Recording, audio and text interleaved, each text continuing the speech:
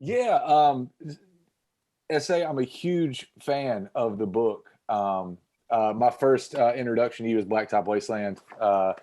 Shameless plug There you for go. the folks. I know. I'm glad. I have the Kindle version. I'm glad you have the hard copy to show. Oh, I'm embarrassed. So. anything that I read and resonates and I love, I always make sure I buy a hard copy.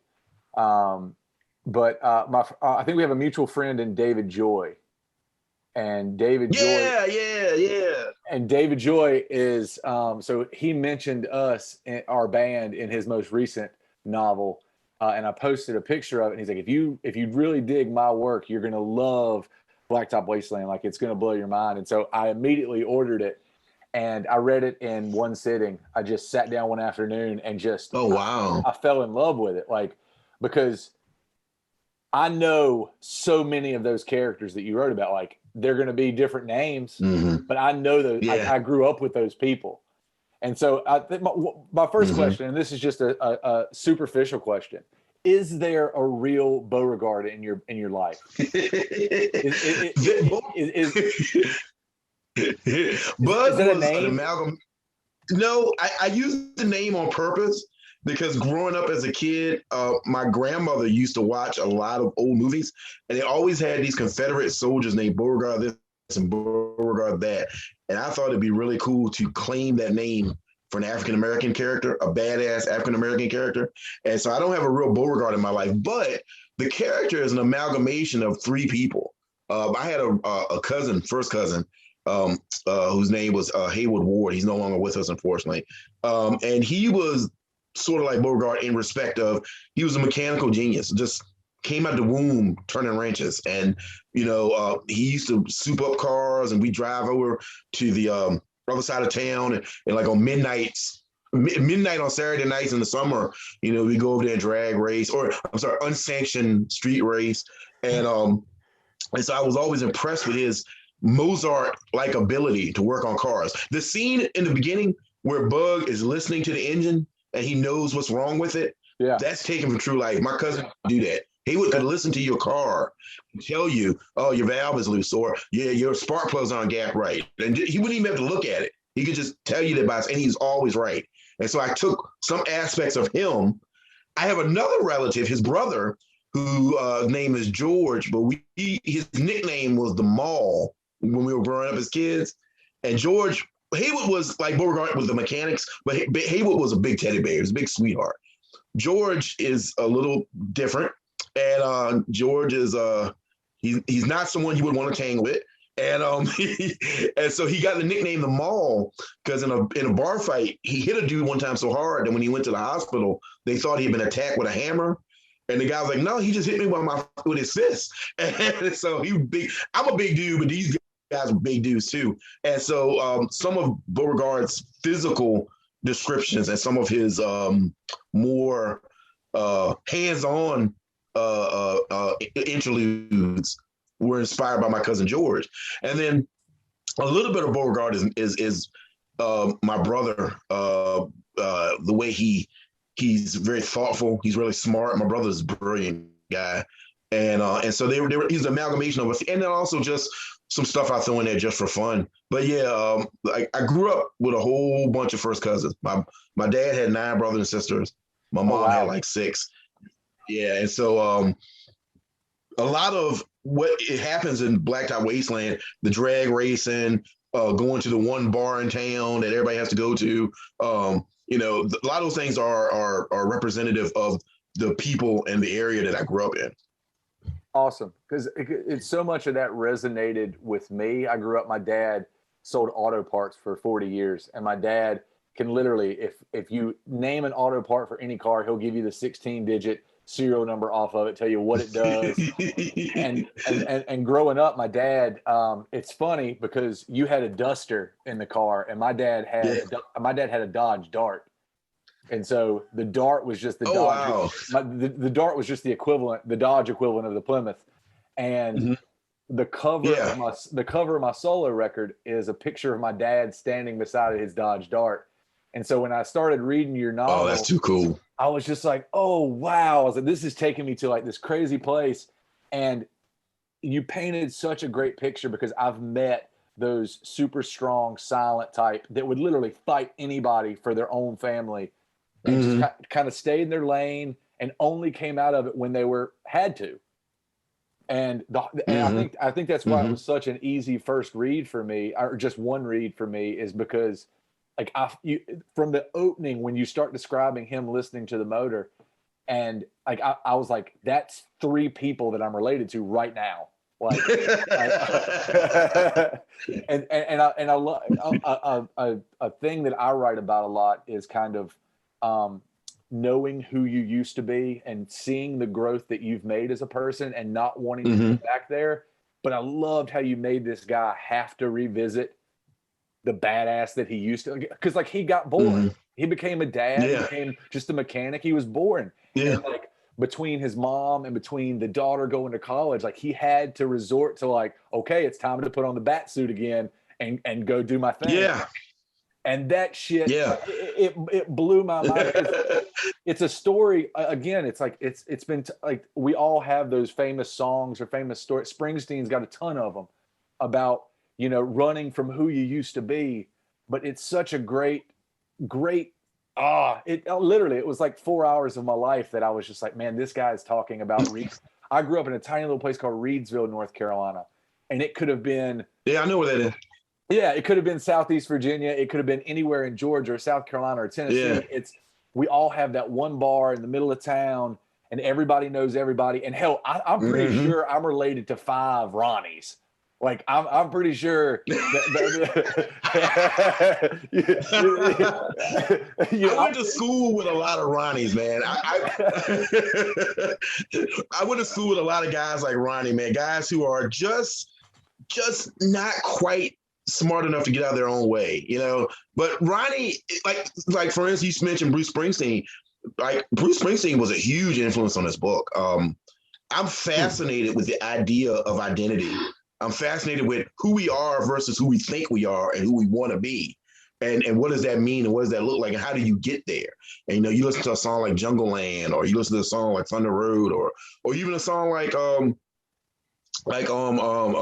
on Fire. You know, it's all about making choices based on the person you want to be, trying to be the best version of yourself. And so with Bug, and like when you look at Bug and Ronnie, Bug really wants to be the good guy. He really does.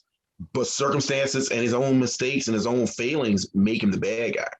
Ronnie doesn't want to be the good guy. Ronnie just wants to not be broke. And I think I tried to create this kind of two-headed monster with him at certain points, where you see both sides of being poor from a small town. You know, I like to say that the good thing about a small town is everybody knows you and your mama and your cousins. And the bad thing about small towns, everybody knows you, your mama and your cousins. And so a lot of times it's hard for you to get away from the preconceived notions that people have about you. You know, like in my small town, some people would say, well, that family, well, they're all, you know, they're rough, they're all drunks, and you can't trust them. That family's liars. And, you know, you get sort of swallowed up by this monolith of people's preconceived notions. And I like writing about that. I like working with that from a small town perspective, because I think, in my personal opinion, is that the small town is a microcosm of the rest of the country, you know? And so I love talking about those things from that perspective. But on the other side of it, like, you know, car chases and bar fights and shootouts and stuff like that, I'm attracted to those just because they drive the narrative along. But Bug and his relationship with his kids and his relationship with his wife and his mother and Booney is the motor that actually drives the story. And so, but yeah, I grew up with a lot of guys like Ronnie and Reggie and Bug and Kelvin. And, you know, I have older guys in my life that are all Booney. And so it was just, for me, it was such a honor and such a fun experience bringing them to life, you know, kind of telling their stories and telling those stories in a way that seems to have resonated with people. Yeah, I think one of my favorite parts about it is this story could have literally taken place in any city in America, but it is most certainly rooted in the South. Like, there's no question. Yeah. There's no question about what region this takes place in. And that's the thing I fell in love with it, because I grew up in one of those towns. I grew up in one of those towns where everybody at church knew everything about your family, and so I saw so much of myself in this book. And another thing I wanted to get to, and I don't know if it was on purpose, but the relationship that you painted between his daughter and him, Bug and his daughter, was so great, because we all know the people who I've dated, the girls who hated their father but still loved their father. And there was this, there was this, you could tell that she was, you did a really great job of as a father to a daughter. I was reading it being like, I totally see how this works. Like, she still needs him. She's going to do everything she can to piss him off, but she still needs him in her life. And I thought it was such a beautiful, the way you developed that relationship, from not knowing anything about them to the very end, when you realize, like, this man has been pushed out of her life, and literally he would do anything he could to make sure that she has a chance at a better life. Like, that's fatherhood in a nutshell, is wanting better for your kids than you had for yourself. And I thought you did a really unreal job of describing that. Oh man, thank you. Well, thank you so much, man. It's the book itself is just talking about that relationship, talking about those difficulties, and I think, like you said, we've all dated a girl who's, don't like her daddy. And, what I've learned, and I don't have any kids, but what I've learned growing up, and my mom and dad had a very contentious relationship for a while, that, there's so much shades of gray in life, and the story that you may get from one person may not be the whole story. That doesn't mean the story that somebody told you isn't the truth. It's the truth in the way they see it. And so, and it's funny because there's a scene in the book. The only scene in the book that made me cry was the scene when after the jewelry store heist, and he gets the money, and like, this isn't a heist. Like, this isn't Ocean's 11. They described it like that in promotional stuff, but it's not Ocean 11. He's not trying to retire. He's not trying to leave town. No. He's just trying to get out from under these bills. Yeah, I just want to be able to pay my bills. And so when he goes and he buys like the Delmonico steaks from Walmart, and before he does that, he goes to see his daughter. And he gives her like this envelope full of money, the first year's tuition for the college. And they're sitting on the hood of the Duster, and the sun's going down, and he just tells her, "Hey, you got to get out of this town. You got to get out of this town. Your star is too bright to shine here." And she didn't say anything for a long time. And she's like, "Why would you do this?" He's like, "You're my daughter." And then she didn't say anything for a long time. And finally she's like, "And you're my daddy." And they just sit there. And it was like, I remember getting choked up writing it, because I've seen that scene play out so many times in the lives of people that I care about. That there's this person that you don't really understand them, but they love you, but there's a difficulty in communicating. And so and I've read and seen I've listened to songs like that, so many songs like that. And so I really wanted to try to get that feeling. I wanted, if nothing else you didn't get from this book, I wanted you to get that he loves his children. And it's interesting because I have different conversations with people about Bug, and some people like him and some people don't. Some people, he made these terrible decisions. Yeah, he did. He beats people up and kills people and shoots them and blows them up and shit. But at the same time, he's just struggling. He's trying to do the right thing so hard. And I know a lot of people like that. And I think those people deserve to have their stories told as well. Yeah. I told you this real quick. Sorry. I told you this on social media, because my first reading that book, I couldn't help thinking about Troy Maxson, the father in Fences. And I remember used to, I taught that play, that August Wilson play, which is one of the best plays I've ever read. I wrote a song about that play. Yeah, well, I couldn't help thinking about Troy, and how Troy is with his, the famous line he says to Corey, it's "Who says I gotta love you? I just have to provide for you, and that's kind of my job. Who says I gotta love you?" And I don't know, I couldn't help thinking about the parallels between those two, between Bug and Troy. I mean, did you ever? I think you've read the play. I think you said this to me, but I've read it and seen the play. Yeah, I've read the play and seen it performed, and I saw the movie. And for me, I thought the biggest parallel, if you wanted to ask me what character was most like Troy, really it's Bug's mom. It's his mother more than Bug, because she's this really damaged, broken woman. and she's very quick with it. She's a little mean, but really, once you delve into who she is, she's that way because the man she loves left her, and maybe he left for the right reasons, but he still left. And she never got past it. She never got over it. And she's got to look at this guy, this boy, this man who looks just like him, and so for me, that was the relationship that really was most similar to the Fences. She loves Bug, but I don't think she likes him very much. Yeah. And I think I think that's a hard pill to swallow sometimes. I did not have that kind of relationship with my mom, thank God. But I know people who did. That your parents love you and they're going to take care of you. They don't want anything to happen to you. But for whatever reason, y'all just don't get along. Y'all just don't, people who, you ask yourself, would I be friends with my parents if they weren't my parents? And, that's a hard question, I think, to answer. And I think Ella is that kind of person. I don't know if her and Bug would be friends if they weren't mother and son. But having said all that, he still loves her. He still will do anything for her too. And so that's why I saw the parallel with Fences. Interesting. That emotional resonance. I'm fascinated in the rituals of writers. I read all those Paris Review interviews with writers, and they talk about they write for a certain amount of period, a certain room, certain time of day. What is your writing? If you have one, how important is ritual to your writing process? When I first started writing, it didn't matter. Like, I was just like, I got to write because I was working a 9-to-5 job. I could only write on my lunch break. And then sometimes after work, I was in a relationship that wasn't a good relationship. And so I'm trying to keep that together. And so I would just write whenever I got a few minutes, I'd write. Now I've got a little more in a better place, and I've got a little more rhythm and a little more freedom. Certain things I tend to write at night. I'm not a morning person. I like to sleep in late if I can. Excuse me. I don't like to get up early. So I tend to write at night. I have to have music playing.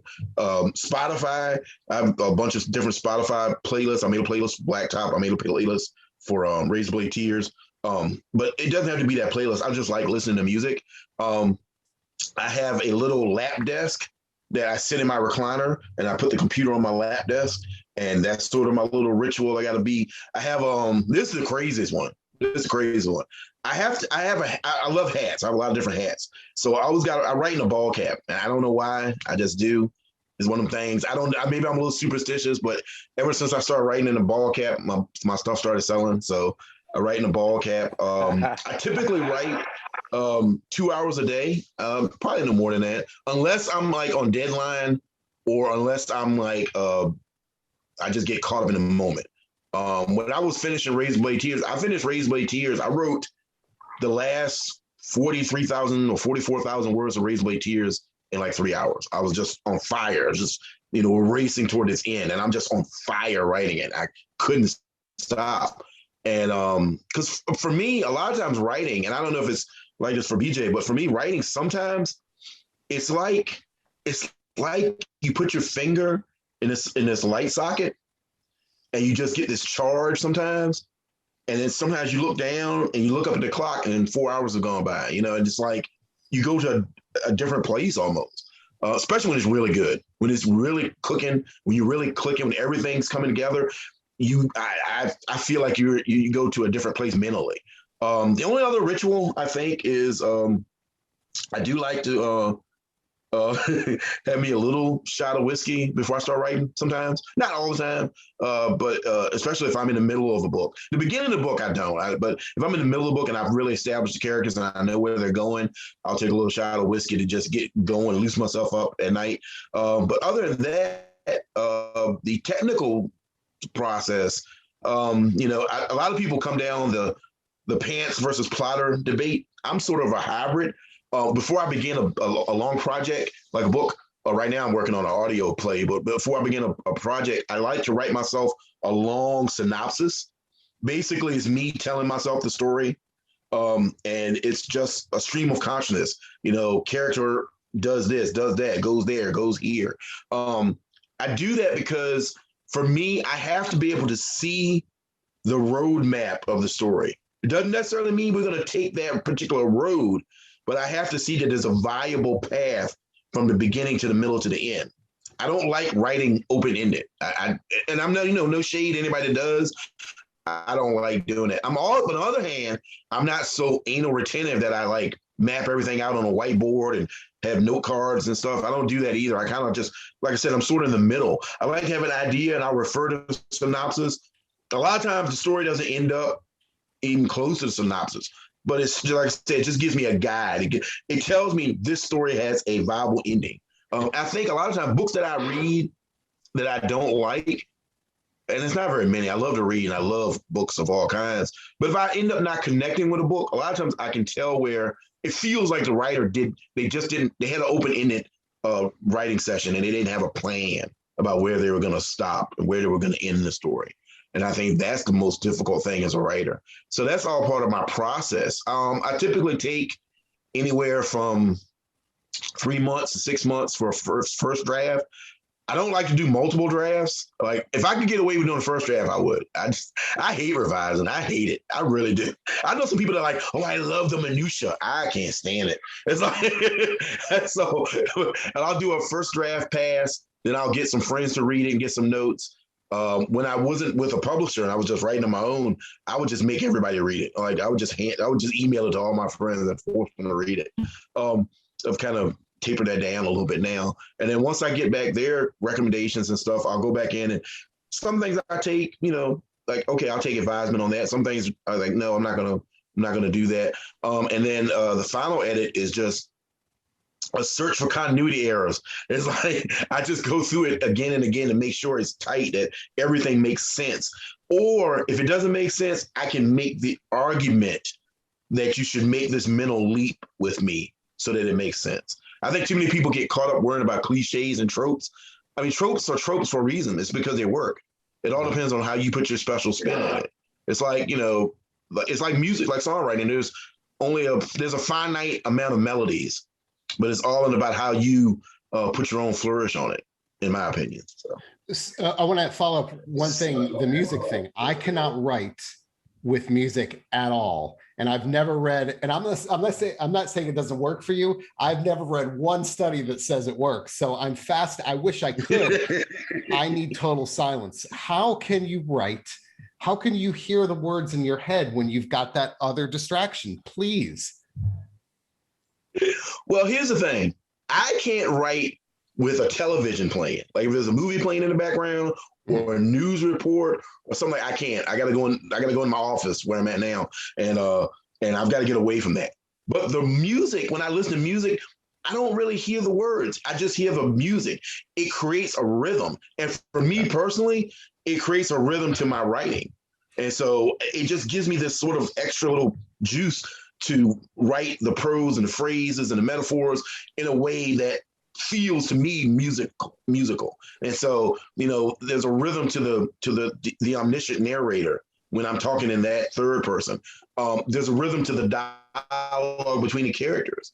I try to really make dialogue in my books feel like real people's conversations where people cut each other off, thoughts disappear or float away. And so the music channels give me that rhythm. On a personal note, if I'm writing a chase scene, right?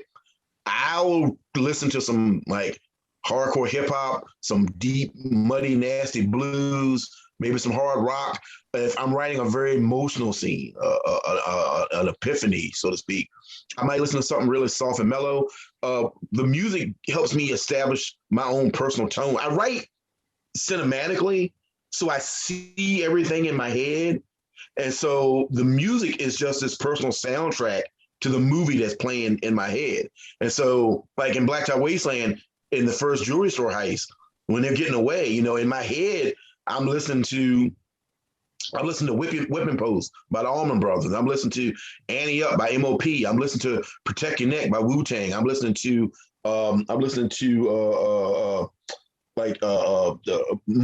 or something by like Mudvayne, Death Blooms or something like that, because I want that intensity. On the other hand, when Bug is talking to his wife after the first heist and she's scared that things are going to spiral out of control, I might listen to something like more sedate, or something more like I remember that specific scene. Like I listened to God, what's the boy name?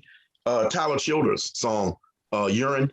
You're on mine, because I wanted to get that rhythm, that feeling, and because for all the bad stuff that Bug does in the book, he loves his wife. You can say that he makes mistakes, but he loves that woman, and she loves him back. And so I wanted to get that feeling in my own mind of, and songs like that express intense emotion help me kind of translate that to the page. I mean, I know a lot of people say they can't do it. I have a lot of writer friends that absolutely have to write in total silence. That doesn't work for me.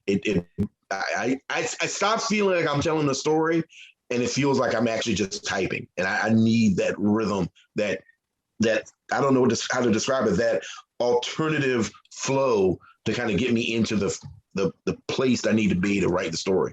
So when you write, so if I hear you correctly, if you say I want to write a sedate scene, so which comes first, the scene or the music? So you say I want to write a sedate scene. I'll pick a song to get me in the mood. It's not that the song unconsciously creates that. You deliberately search for a song to create that mood. Right, exactly. So, like for instance, I wrote in Razorblade Tears. There's a couple scenes where the two main characters are talking quietly. There's a scene at the graveyard where one of the main characters is talking to us at the grave of his son. And I was like, okay, I want to really hammer this home. I want to hammer his guilt and his regret home. And so I put on, which was a mistake because it made me cry, I put on My Father's House by Bruce Springsteen. And I'm listening to that as I'm writing this song, and I'm writing and crying. So, but I wanted to get that feeling. I wanted the reader to get that feeling. I hope they do. At the same time, there's a scene where there's a very brutal fist fight. And so I play a song like Street Fighting Man or the Breeze by Leonard Skinner or something hardcore hip hop, something like that. And again, the scene comes first. And then when I revise the book, I take all the songs that I picked to write the different scenes, I put them on a playlist and I listen to them as I'm revising, and it becomes this really, for me, pleasant background noise so that I can get into the zone to write on and fix the book and try to find the mistakes. Yeah. I have a question for you.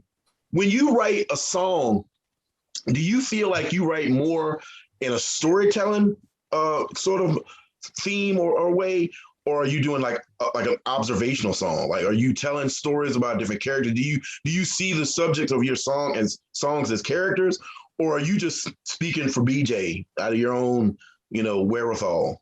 I think I'm kind of in the middle. Fictional narrative is definitely something that is a core of my writing. But I also, no matter who the character is, I find pieces of myself in that character because that's what makes it believable to me. And if I don't believe the character, then nobody else is going to believe the character. Like I'm the first line of defense. Like I've got to trick myself into thinking like, okay, that's real. Like the guy singing that is real. Mm-hmm. And so the only way I can do that is to put these elements of myself in, whether it be the self-doubt, whether it be the personal experience, whether it be, there's got to be a piece of honesty in anything fictional. And if somebody makes fun of it, I'm like, oh, it's just a fake story. But, if somebody asks if it really happened, I've got to find a piece of myself in it. So as a kid, I was just writing observations. But as I've gotten older and as I've kind of defined what my voice is, which 15 years in, I feel like I've really found my voice as far as songwriting goes. And it's about finding that mix of, okay, if it's going to be a fictional character-based song that tells a story, I still have to put a piece of me in there to make it believable. Mm-hmm.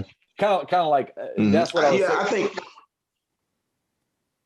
No, I agree. I think that's true. I think like people always ask me, "Are you Bug? Or you Ike and Ronnie or Buddy Lee or any of my characters?" And it's like, no, I've had a couple bar fights, but I'm not. I've never been a wheelman. But I think, like you said, you've got to find the truth of the character, the reality of the character, what's real about him or her, and what makes that character, that person resonate, what makes them tick. And once you find that, then I can make you believe that Bug can jump a car off of an overpass. I can make you believe that Bug can handle himself in a fight. I can make you believe that Ronnie is a little bit smarter than maybe people give him credit for, or a little bit dumber than he thinks.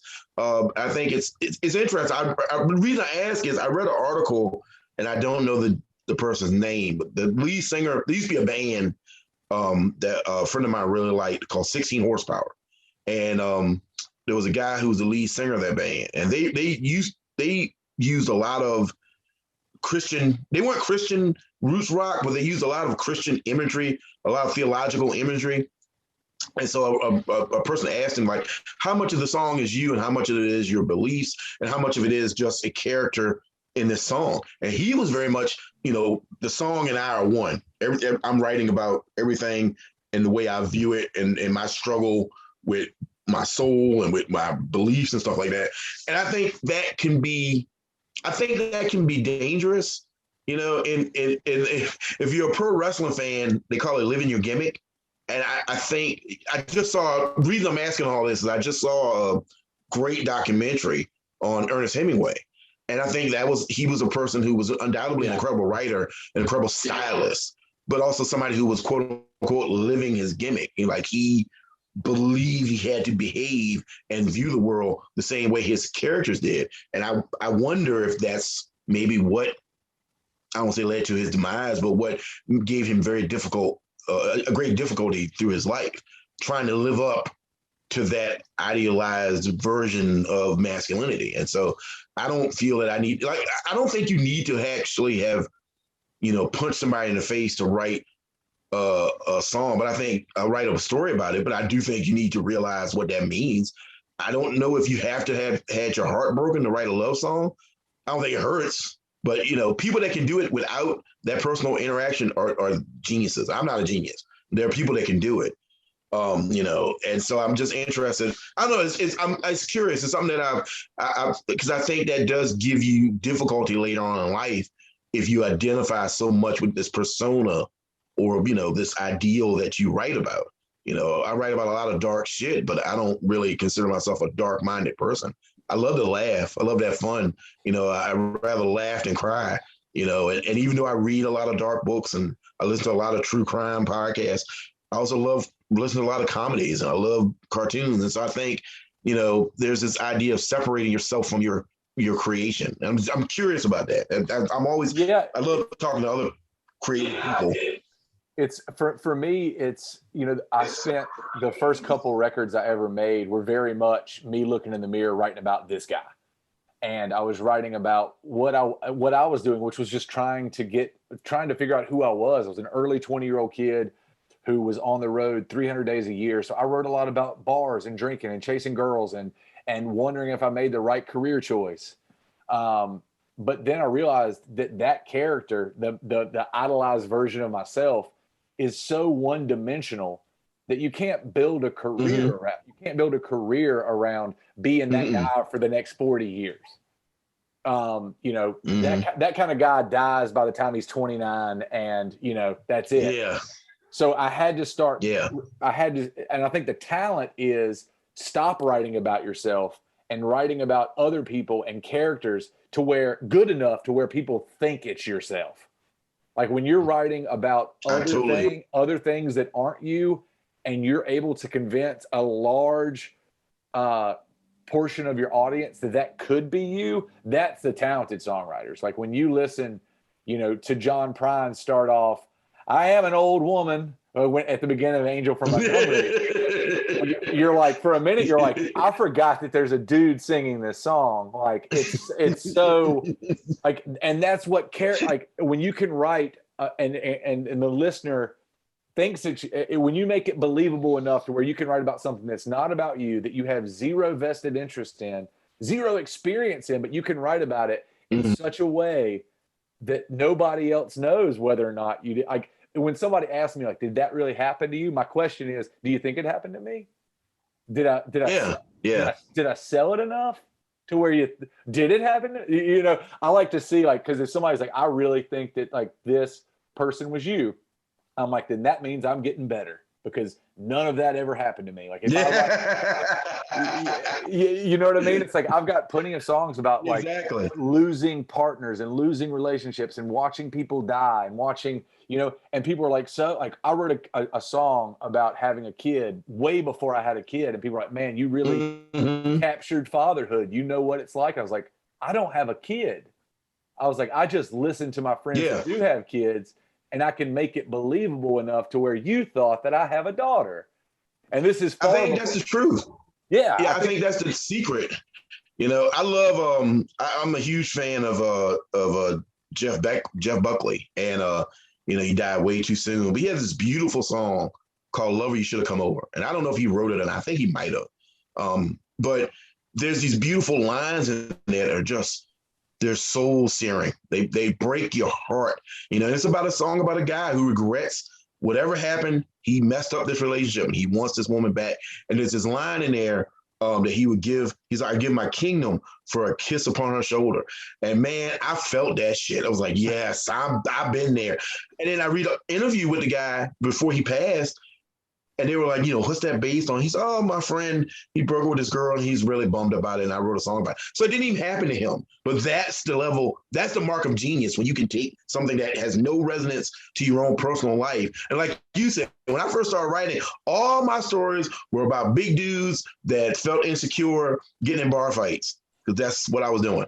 And, you know, that make mistakes. I just added crime elements to it, you know. And so once you start not writing about yourself, and like you said, writing for the macro verse, not the micro verse, I think you get better as a writer, songwriter, filmmaker, what have you. And I think, like I said, the true geniuses, the creative geniuses, are the people who can write about not only themselves, but people that are outside of their purview in a way that makes you believe it, you know. And so, like, I just finished reading The Secret History by Donna Tartt. And, you know, she's never, that we know of, killed anybody at a Northwestern college or Northeastern college, but she writes about it in such a compelling way. You know, she's up there. She's on another level. So again, I'm fascinated by that idea, because I have some friends that have played around with being musicians, and a lot of them are in cover bands, bar bands, local.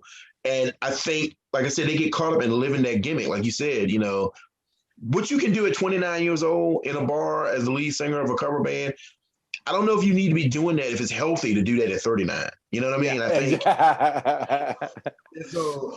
You know, I think with writers it's the same thing. I think too many writers get caught up in the idea of like, I've got to create this image, I got to live this gimmick, I got to live this image, and it's like, you know, no, just make it up, man. Just lie. So that's another word for it. You know, that's another word for creative license, is just kind of lie about it. You know? Yeah. So BJ, I've interviewed probably 200 people for my website. And so there's some interviews that I remember, like a few things people say. What you told me, BJ, about the 80-page Word document you have, where you organize song ideas by, if I get this right, and I just want to hear you tell the story again, because I found this to be so amazing. You have an 80-page Word document that's organized by theme and by emotion. Is that correct? Yeah, and it's color-coded. It's color coded. I forgot about that. And so and I just, once you told me that, it blew my mind. Anytime, so I run every day. I run a 5K every morning before I get going. It just gets blood flowing. It gets brain working. And 90% of my ideas come when I'm running. It's, you know, when my body is trying to escape my legs screaming at me, like, why are you doing this to us? My mind goes to this kind of free space. And when I'm in that free space, that's kind of the ether that I can pull stuff from. And that's when I'm on a different level. And so I'll come home and I'll take everything that I came up with, like one-liners or themes or song ideas, and I just put them into a Word document. But over the years, I've done this so many times to where it's easier for me to locate them if I just go ahead and put them where they belong. So I have themes and I have emotions, and that's where they go. And so when I'm going to write a song, and let's say I'm writing a song about a breakup, or let's say I'm writing a song about, you know, joy. And so I'm get to a line, I'm like, well, you know, I've got the hook, I've got the chorus, but I need a strong one-liner in that second verse. I go to my joy section and I go through and I read and I say, what could fit here? And it's like putting together a puzzle, but you just have unlimited puzzle pieces. and then you find the best piece that fits in there. And so some writers don't do that, and some writers, you know, they write what they write, and then any excess fat they throw away. Me, I'm the guy who takes that excess fat and just throws it back into the pool and says, you know, maybe I can use that later. It didn't work for this. Like, I edited it away and it got carved off, but who knows, that could be the central point of another song. And, you know, it's the lyrical hoarder in me. You know, it's like, I can't, you know, I would be on a show if they had, like, you know, like Lifetime presents like Hoarders, like Songwriter Edition. I would just be like, you know, it's like, here's my room full of joy ideas, and here's my room full of sad songs. And, you know, my kids don't come over anymore because they all the pages. You know, it's, but, and it's funny you, it's funny you were talking about like running. I try to hike a lot now. I got a bum knee that's give me a problem. But I used to lift weights a lot before the pandemic. Before the pandemic, my Instagram was just gym pictures. So that tells you a lot about who I am as a person. But I would get ideas like deadlifting or bench pressing or really pushing myself, like really like doing like a really intense kettlebell workout or something like that. And I would get an idea, and like I had my phone with me, and I would just grab my phone and go to like a Google Doc. I have a Google Doc page, and I would write, just jot down this idea. You know, a polyamorous trio gets caught up with the Russian mob, and just type it in there. So if you like, to your point about your Google Doc, about your Word document, I have a whole bunch of like particles and participial ideas that I kind of just leave there. And then maybe I'll come back to it. Maybe I won't. Sometimes it'll be a short story that I thought maybe could have been a book, but it's not strong enough. So I think a lot of creative people do that. It's fascinating for me with songwriting, though, because I'm not a songwriter. I dabble with a little bit of poetry. I can't play an instrument, save my life. I can't play the damn triangle. But songwriting is so unique to me because it's like you're doing a spoken word piece. So you're acting, but you're also writing about emotion and the internal monologue and, you know, man versus himself, man versus nature, so on and so forth. It's existentialism, and so I love really good songwriters, regardless of genre, because I listen to anything. You know, we talked about Bruce Springsteen earlier, but I'm a huge fan of Chris Cornell from Soundgarden. Love anybody that can write just really strong musical examination of the human condition. And for me, I'm wondering, as a musician, like you were talking about getting the chord or the hook, do you feel like sometimes you write around how good the hook is? Like you come up with this intro that's really badass, like, oh man, this rocks. I gotta make this work. Like, does that kind of drive you sometimes? Or did the idea come up like, I got this chord and I got this hook. I kind of want to make this idea. I had this idea about a song I want to write. Like, does sometimes the melody drive the words more than the words drive the melody? Melody's always secondary for me, usually. For me, it's about coming up with a one-liner. It's about coming up with, like we talked, I think you hit on it earlier, there's only so many things you can write a song about. There's only so many topics. There's only so many chords you can use. Everybody's written a love song. Everybody's written a death song. Everybody's written a divorce song. Everybody's written a heartbreak song. It's about putting your own spin on it and saying it in a way that nobody's ever said it before.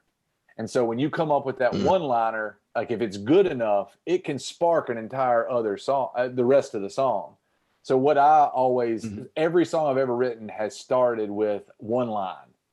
And then, like you said earlier, it's about, okay, so how can this one line end up as 3 verses in a chorus?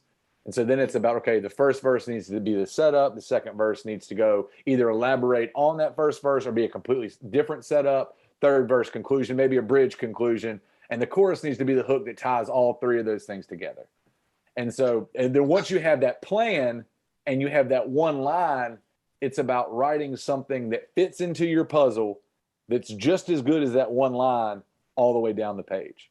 And all songwriters, I'm so jealous of what you guys do, because what long form novelists do is take what I do. I condense what you do in 350 pages, and I make it I'm lazy. I make it 3 verses and a chorus. Like I'm jealous because like if somebody came to me and said, "Hey, BJ, I really like this song that you have. It's so deep. It's got a lot of parts. Can you write me 350 pages about this idea?" I wouldn't know where to start. I would be like, "Well, I can." I was like, it should be. I think that's the thing, though. Everybody, it's that quote. I think it's from Einstein. You can't quantify somebody by their gift. Like you won't call a fish stupid because it can't climb a tree. Yeah. I'm the exact opposite. I'm very, I won't say envious, but I'm just in awe of really good songwriting. Because I know I'm long-winded. I'm long-winded as hell. And so when I see a songwriter that can take everything I've taken 300 pages to say and condense it down, like you mentioned John Prine, there's a hole in Daddy's arm where all the money goes. It's like, well, shit. One line. 24 chapters. Yeah. And so, but at the same time, it was funny you said about the one line. I really think for me, this is maybe a writer superstition, writer technique. I struggle with getting the right opening line. Like the right opening line for me personally, I don't know about anybody else as a writer, I have to feel like it gets you in the door. And for me, a good, strong, pithy, interesting opening line, it's what sets the tone. Blacktop Wasteland, I wrote around that for a long time trying to get that line, and I was sitting on the back deck and I was drinking actually drank some lemonade and the sun was setting, and a friend of mine was with me and he looked up, he said, "Man, the night looks really nice tonight." And I said, "Yeah, it looks like a painting." And it was like, that's it. That's how I opened the book. That's how I opened the line. I have a book I wrote before Blacktop Wasteland called My Darkest Prayer, and that was put out independent publisher. And the opening line for that was, "I handle the bodies," because I knew some folks that work in the mortuary service. And somebody said, like, "How do you describe your job?" And they're like, "I handle the bodies." And that was the way I opened it. And I think that's similar to songwriting in a way. And of course, like you said, you got to build upon it and create characters and create a narrative that drives it. But I think whether it's songwriting or poetry or even a screenplay, the opening line is way more important than people. I think there's a whole school of thought, the postmodernists, that think, "Oh, that doesn't matter. Narrative structure doesn't matter." I'm all for experimentation. I'm all for experimental fiction or filmmaking. But for me personally, what I'm trying to do, I'm trying to get you with that hook. I'm trying to get you in the door. And then once we get in the door, then we can talk about it and see how things go. And I'm not trying to go ahead. I think one of the things I read somewhere is you have 10 seconds. You have 10 seconds to get somebody's attention. You have 10 seconds from the time you start speaking. You have 10 seconds to whether they make up their mind, this is something I really want to dig into, or this is something I want to hit next on. And I think that's so true. I'm with you. The first line, the first second is going to, especially when it comes to a book, when you pick up a book, that first paragraph is what's going to set my next 4 hours into motion. And if that first line isn't worth 4 hours, that's the book that might take me a month to read. But then, like literally, I got done with 3 pages of your book and was like, "Honey, you're cooking dinner tonight. Like I'm in the sunroom until I'm done with this." Thank you so much, man. Like I was hooked. And I think songwriting, there's a lot of people that don't put as much emphasis. Like for me, that first line of every song has to be something that makes you say, "Ooh, well, I have no idea what's coming next. Like, where is this?" Like when you can get somebody in that door and then slam it behind them and just surprise the shit out of them. That's the why we do it. That's the And when and it's funny you said I was just sitting on my back porch and then it came to me. It's like when you hear it, you know it. When you hear that opening line, you're like, "Oh, that's it." Yeah, it's the pureness of it. Go ahead. No, I was going to say really quickly that a song like does that for me, not necessarily the opening line, but is Choctaw Bingo by James McMurtry. And listening to that song, I interviewed him for my website a couple of years ago, and I think he was driving down the road, and I remember he was driving down the road, and all of a sudden he'd see a sign, he'd comment on the sign during the interview, and I was like, "Oh shit, is this going to be in a song on the Read next album cycle?" But Choctaw Bingo, I remember listening to that thinking, how the hell is he going to finish this line? Like he's saying so many words telling the story. how's he, where's he getting all the space to say this stuff? And every time I listen to that song, it amazes me. And I think, what's he going to rhyme this with? But it's more of, he's telling this story so quickly. And I just don't know how he's going to fit all stuff in there. That's the song that reminds me, first time I heard that blew me away. Well, it helps when your dad's Larry McMurtry. Yeah, but you know what's funny? No, but here's what's funny. If you go back to the interview, I asked him, I said, so I imagine, given who your father is, your voracious reader, he was like, haven't read a book in years. He goes, I couldn't believe it. He goes, something about, I was around books with my dad's bookstore. I remember going to that bookstore in DC when I was a kid. His dad had that bookstore that ended up moving to Texas, started here in DC. We're going there when I was a kid. My mother would take me there. And I remember thinking, well, surely he reads every day. And he said, no, I was on books all my life. He's like, and it really kind of bummed me out because that was not the answer I was expecting. I don't know how you have a dad like Larry McMurtry and you don't read books. I don't get that. It's like, you guys continue talking. I'm gonna look this up right now. I'm gonna see the exact answer that he told me. You guys keep talking. I'm gonna look this up. Like John Waters said, if you go home with somebody and they don't have any books in their house, don't sleep with them. It's like, it blows my mind because I don't like you. I was a kid. Go ahead. Like you, I was a kid that read a lot. Like reading was the escape from small town, southeastern Virginia. And like you, my mom and my family were like, yeah, get your education. And my mom was big on it, like get a college degree or educate yourself. Read the newspaper. Read different sources of information. Always verify information. Read for pleasure. Read when you don't have to. And I still am a voracious reader today. And so, but on a serious note, I mean, I guess it's all about the personal reaction the personal situation you're in. I can see it's just like if your dad's a baker, you don't want to spend all day making biscuits. I think that's kind of the thing too. So it all depends on the situation. So. All right. So here's what he said. I asked him, does anything you read ever inspire you? This is his exact words. I might read one book a year, and sometimes I skip a year. My dad is a novelist and also a collector. We had books lining the walls like wallpaper, so I never paid any attention to them. He also had a bookstore that I wanted nothing to do with because the book business never interested me. Oh, wow. That's interesting. That's very interesting. But